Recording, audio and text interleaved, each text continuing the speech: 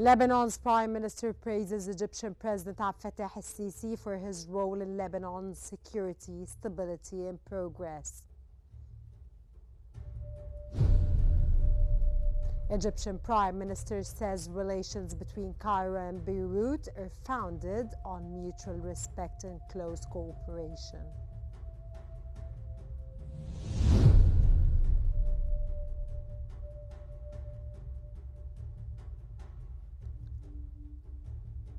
European Union leaders agree to borrow funds to support Ukraine's defense against Russia.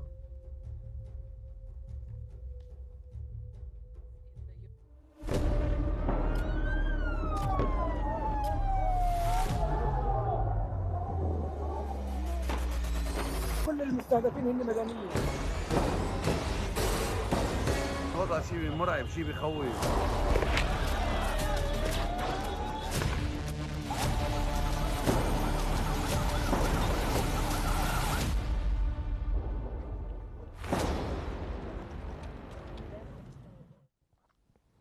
Lebanese Prime Minister Nawaf Salam has received his Egyptian counterpart Mustafa Madbouli at the Grand Serail in Beirut, where they held expanded talks with senior delegations to deepen strategic partnership and coordinate positions in regional issues. Following full official reception ceremonies, the two counterparts held a closed meeting. Then broader discussions focused on technical cooperation, especially in energy and infrastructure. Madbouli's two-day visit, leading a high-level ministerial delegation, carries strong political and economic signals, underscoring the depth and resilience of Cairo-Beirut relations.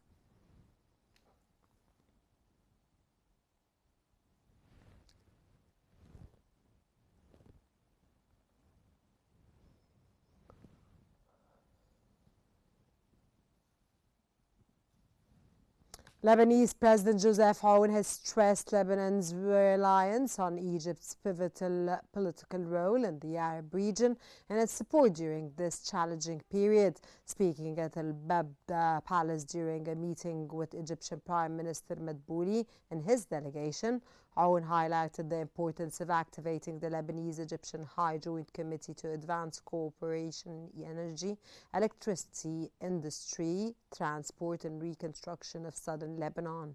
Madbouli reaffirmed Egypt's full backing of Lebanon's leadership, government and army, condemning Israeli aggression and emphasizing support for restoring stability, sovereignty and full institutional control across Lebanese territory in line with UN Resolution 1701. The Lebanese president added that his country appreciates the commitment of Egyptian President Abdel Fattah al-Sisi to Lebanon's security, stability and progress.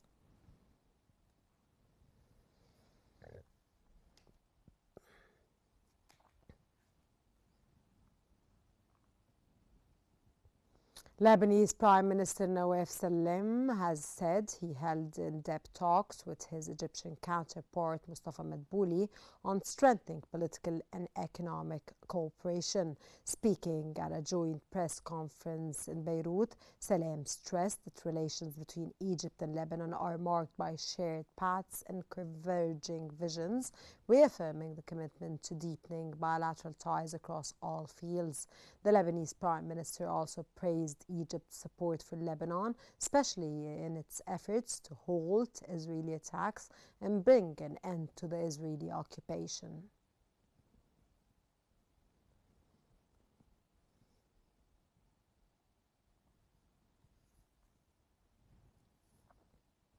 Egyptian Prime Minister Mustafa Madbouli has said relations between Cairo and Beirut are founded on mutual respect and close cooperation, noting growing political engagement between the two sides.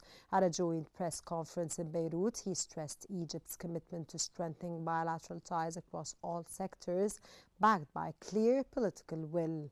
Madbouli praised Lebanese leadership's efforts to restore stability, reaffirmed support for Lebanon's state authority and civil peace, highlighted Lebanon's role in regional stability, and urged Israel to respect the ceasefire agreement.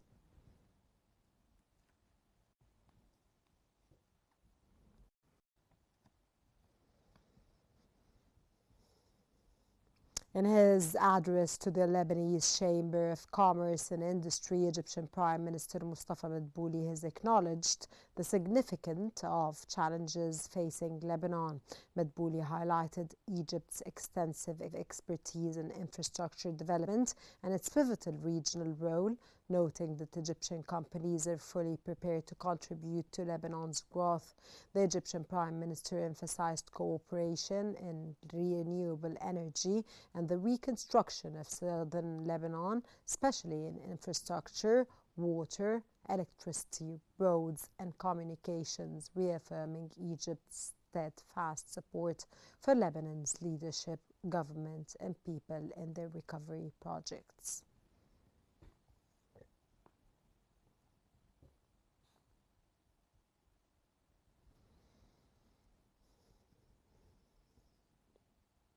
Lebanese Parliament Speaker Nabih Berri has received Egyptian Prime Minister Mustafa Madbouli in his high-level delegation at the Second Presidential Palace in Ain al-Tinaha.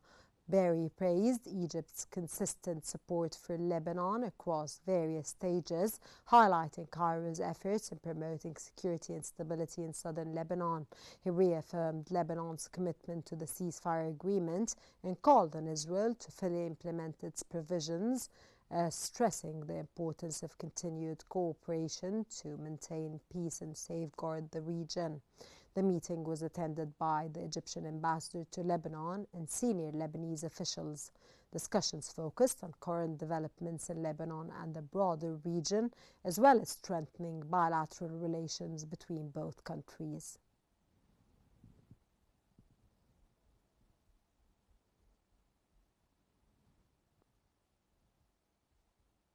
And for more analysis, we now move on to Mark Summers in our newsroom. Mark? Thank you, Rana. Yes, good afternoon, everybody. We're now joined from Cairo by the political science professor, Dr. Haitham Omran. Thank you very much for being here with us on Q News. So what could be the outcomes of Prime Minister Madbouli's visit to Lebanon, especially in energy and infrastructure?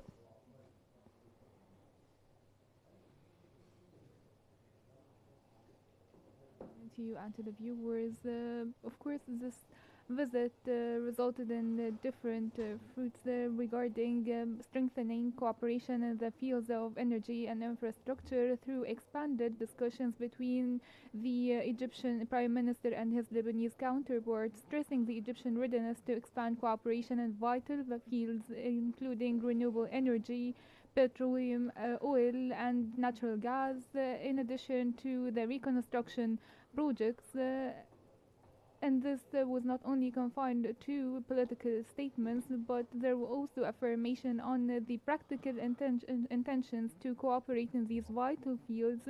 The second aspect to this visit is focusing on the renewable energy sector and optimizing the electricity sector, as the Prime Minister of Egypt indicated that we can exchange expertise in the field of energy, which will be very helpful to Lebanon. Also highlighted the Egyptian companies being able to provide assistance in this regard, and this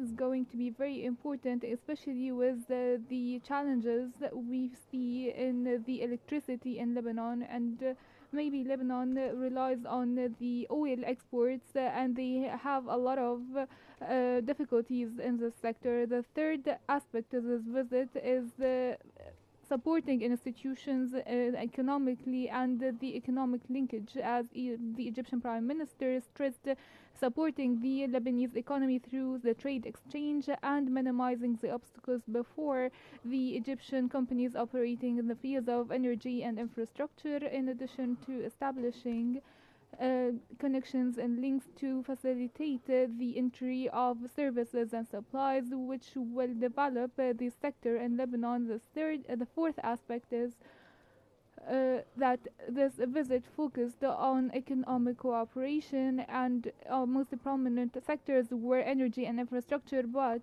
the statements by Prime Minister Madbouli included supporting the Lebanese stability and the Egyptian supported to stopping any kind of escalation to push the development march forward, and This is a very evident stance towards any kind of escalation and respecting any international resolution in this regard, supporting the security and stability of Lebanon, which is a very important factor for the success of the energy projects and the economic projects that will actually turn into a reality. And Dr. Amran, how could Dr. this Amran, Lebanese-Egyptian High Joint Committee be activated quickly to move projects from agreements to execution?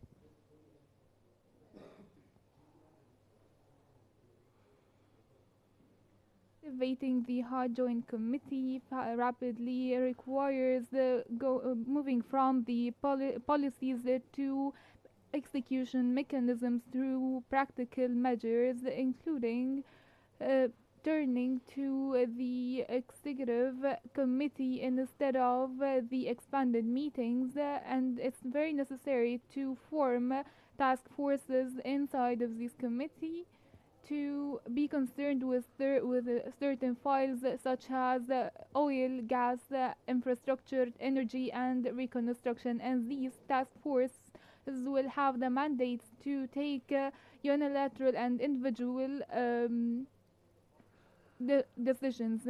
Secondly, defining projects within certain time frames to start the short-term and medium-term projects with a high economic feasibility that do not require a lot of legislation complications, and these projects, the solar projects, for instances, or operating the network, the electricity network plants, are highly essential. Also, linking this committee to the financing parties.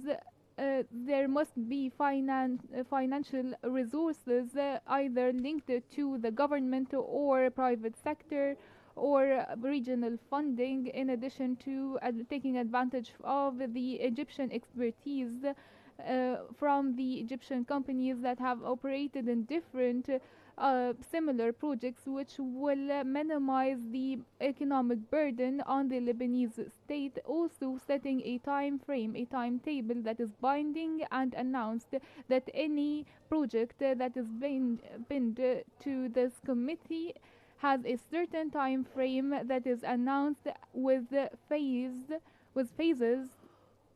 and periodic reporting, also providing the political cover to this regional expertise, as these cross-border projects require direct follow-up from the political leadership, defining and putting away any political issues and focusing on the economic cooperation to support the economies of both countries.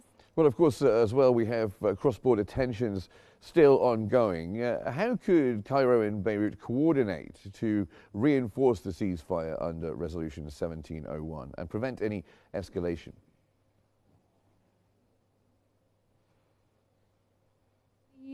Beirut-Cairo coordination in accordance with the Resolution 1701 is based on a multi-level approach, combining the political level and the economic level, as well as the institutional support, and this is based on diplomatic coordination with different guarantors, and Egypt plays an integral role through continuation with the United States and France and the United Nations as the guarantors of 1701 resolution and its execution, and taking any breaches to be documented in an international framework to prevent any further breaches is very essential at this point. Also supporting the Lebanese institutions legitimately. Cairo has always stressed that we support Beirut and the government as the executive force to carry out any resolutions south the Litani River, and to avoid any measures that would actually escalate the situation further. Also activating the indirect diplomacy channels, which is the quiet diplomacy. also coordinating between the relevant parties, in addition to contributing to any field action before it turns into a full-scale confrontation, especially with the ongoing tensions. The fourth dimension is linking the de-escalation to the current vision for reconstruction. The Egyptian vision is not isolated from the perimeter of Lebanon, so keeping the ceasefire requires a broader addressing to the aspects of the field, also neutralizing Lebanon, as Cairo is working with Beirut not to make Beirut a field of confrontation and a way of any breaches to the ceasefire, which will reflect negatively on the economy. And beyond just government agreements, are there mechanisms that might help mobilize Egyptian private sector investment into Lebanese industry, transport, utilities?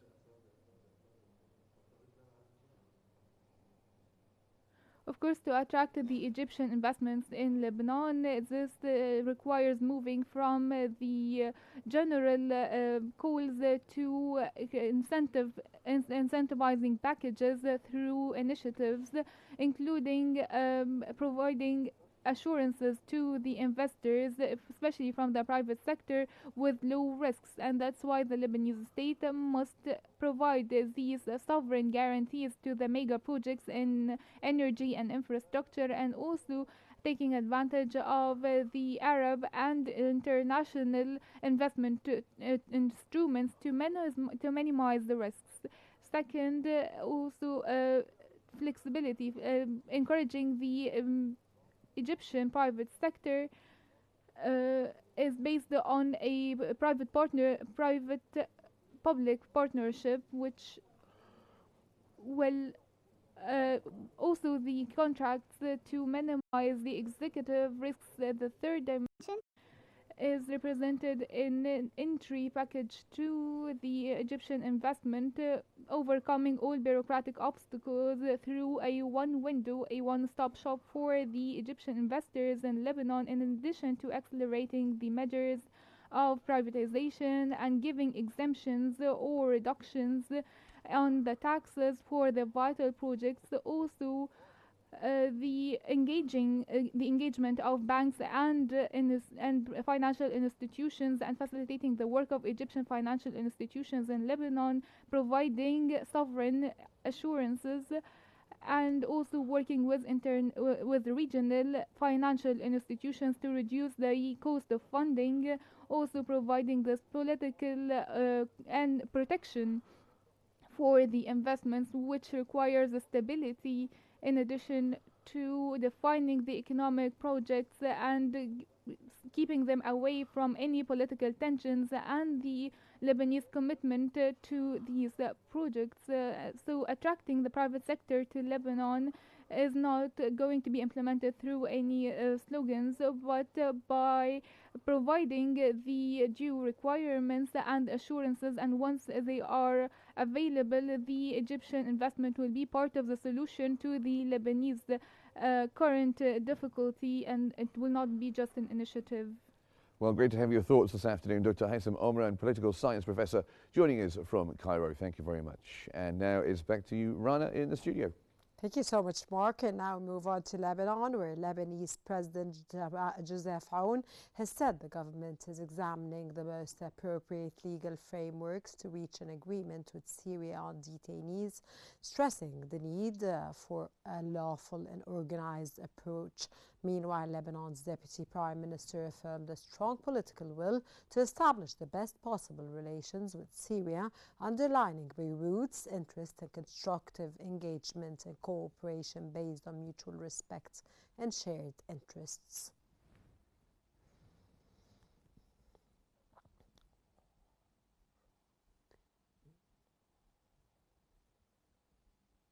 During an official visit to France, Lebanese Army Commander General Rafik Hakel has met French Chief of Defense General Fabien Mandon to discuss strengthening military cooperation, especially in capacity building and joint training. General Mandon stressed continued support for the Lebanese army to safeguard Lebanon's security, sovereignty and stability. General Hakel expressed appreciation for France's ongoing initiatives backing Lebanon and its army amidst exceptional circumstances, highlighting the military's efforts to ensure stability and implement the first phase of its plan south of the Litani on schedule.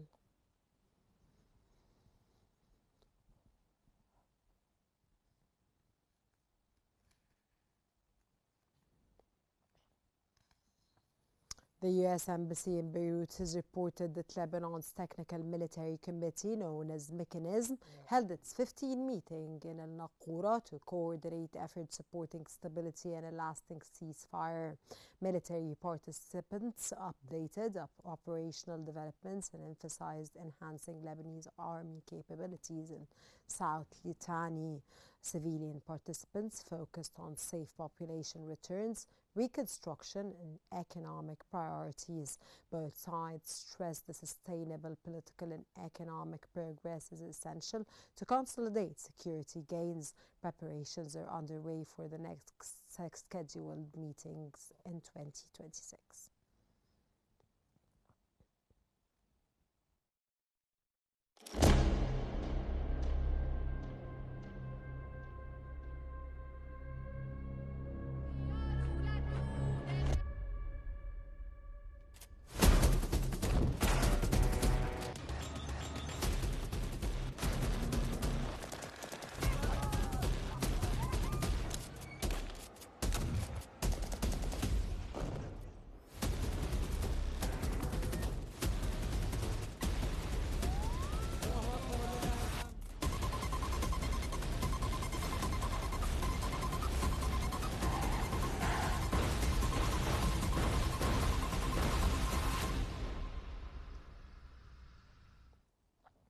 U.S. President Donald Trump says he has warm relations with Egypt's President Abdel Fattah al-Sisi and would be interested in hosting him, as he also signals possible talks with the Israeli Prime Minister and renewed focus on Ukraine. Trump described President al-Sisi as a friend and said he would like to host him. Turning to Ukraine, Trump voiced optimism about progress toward ending the war, urging Ukrainian authorities to move quickly and urging there may be a near-term opportunity to resolve the conflict.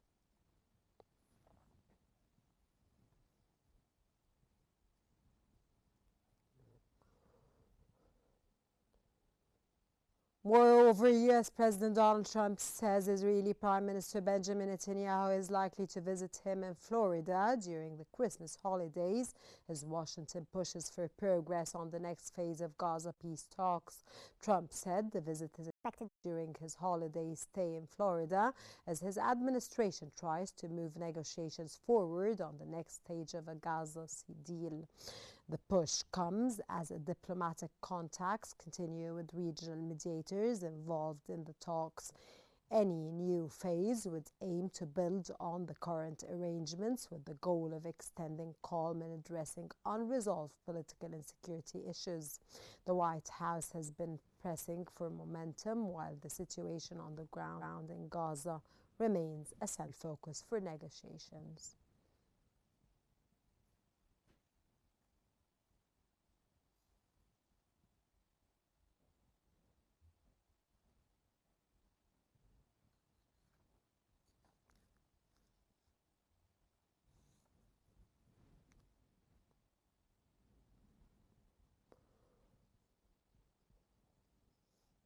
Palestinian officials say Israeli fire and separate explosions from unexploded shells have killed at least 2 people in Gaza, including children, raising new warnings about civilian safety in residential areas.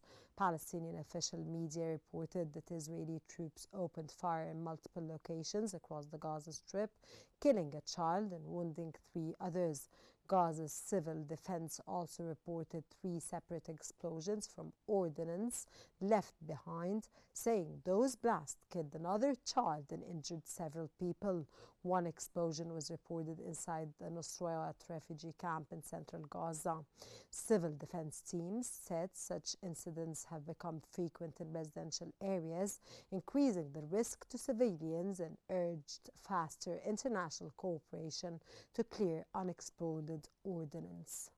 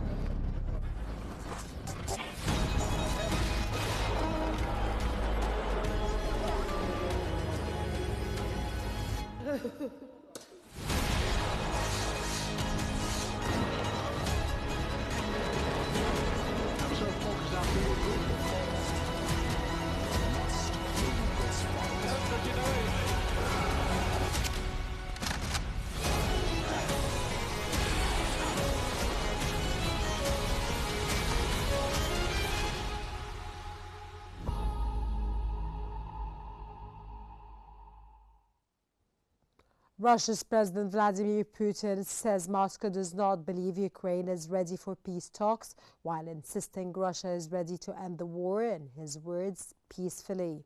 Speaking at his annual press conference on Friday, Putin said Russia was ready and willing to end the conflict based on principles he said he laid out in 2024. He did not say what steps would follow to restart negotiations. Putin also claimed Russian troops have entered the settlement of Hilopilo in Ukraine's Zaporozhye region. Kiev has not immediately commented on the claim. The remarks come as fighting continues and diplomatic efforts remain stalled.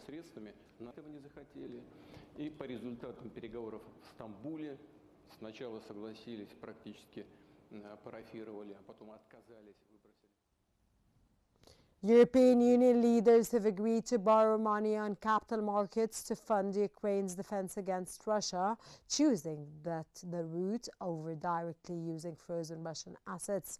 EU officials say the bloc will raise 90 billion euros over the next 2 years through joint borrowing backed by EU budget. European Commission President Ursula von der Leyen said it will be done through enhanced cooperation and tied to an unanimous change to the long-term budget framework. At the same time, the EU and the European Parliament will keep working on a separate loan model linked to frozen Russian central bank assets.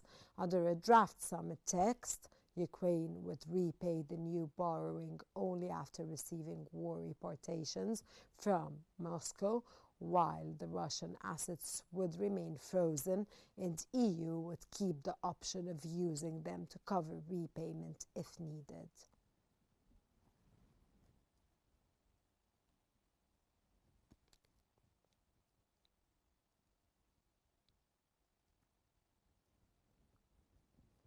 Italy's Prime Minister Giorgia Meloni is welcoming an EU agreement on what she calls a legal and financial sustainable plan to fund a €90 billion loan for Ukraine over the next 2 years. Speaking after a summit in Brussels, Meloni said she was pleased that, in her own words, common sense has prevailed. The deal sets a new funding framework aimed at keeping Ukraine supported as it fights Russia's invasion, while addressing concerns inside the bloc over legal safeguards and financial exposure. EU leaders have been debating how to provide long-term financing without deepening internal divisions, as public finances remain under pressure across many member states.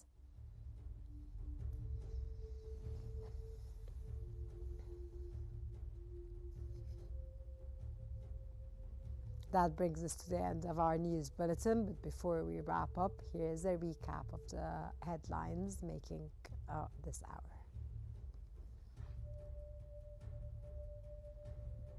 Lebanon's Prime Minister praises Egyptian President Abdel Fattah al-Sisi for his role in Lebanon's security, stability and progress.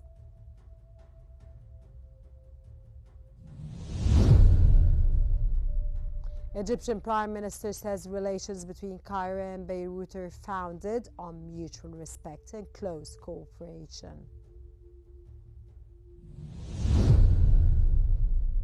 European Union leaders agree to borrow funds to support Ukraine's defense against Russia.